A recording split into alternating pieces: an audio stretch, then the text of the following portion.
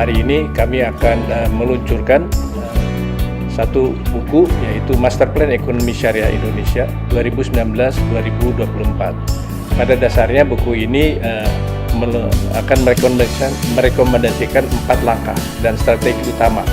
Yang pertama adalah penguatan halal value chain dengan fokus pada sektor yang dinilai potensial dan berdaya saing tinggi.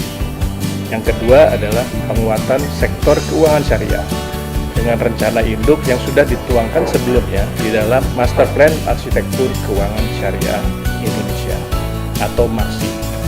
Dan yang ketiga, di dalam buku Master Plan Ekonomi Syariah Indonesia adalah penguatan sektor usaha kecil, mikro, menengah sebagai penggerak utama daripada halal value chain. Serta keempat adalah penguatan bidang ekonomi digital, utamanya di dalam perdagangan atau e-commerce marketplace. Beberapa waktu yang lalu, saya menyampaikan bahwa negara kita, Indonesia, memiliki peluang besar untuk menjadi ekonomi terkuat keempat atau kelima di dunia, insya Allah di tahun 2045. Tapi untuk menuju ke sana juga bukan barang yang mudah. Banyak tantangan, banyak persoalan besar yang harus kita selesaikan. Baik yang berkaitan dengan infrastruktur, kita tahu stok infrastruktur kita baru pada angka kurang lebih 43%. Masih jauh sekali dengan negara tetangga-tetangga kita. Yang kedua, pembangunan sumber daya manusia, yang juga menjadi PR besar kita, tantangan besar kita ke depan.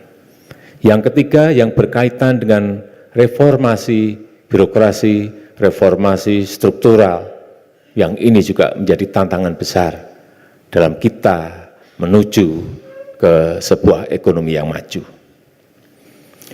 Dan salah satu kunci utama untuk mencapai cita-cita tersebut dan sudah terkandung dalam jati diri negara kita Indonesia yang memiliki penduduk muslim terbesar di dunia. Kunci itu adalah ekonomi syariah.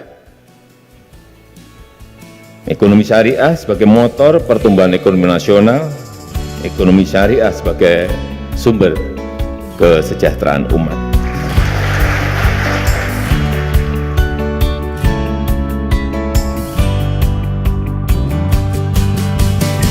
Bismillahirrahmanirrahim. Harusnya ya ekonomi syariah di Indonesia bakal berkembang sangat pesat karena Presiden langsung turun mengambil bagian, bahkan menjadi pimpinan pucuk pimpinan KNKS langsung di bawah Presiden. Jadi ini nggak ada alasan untuk syariah tidak maju, pasti maju insya Allah dengan izin Allah Subhanahu Wa Taala.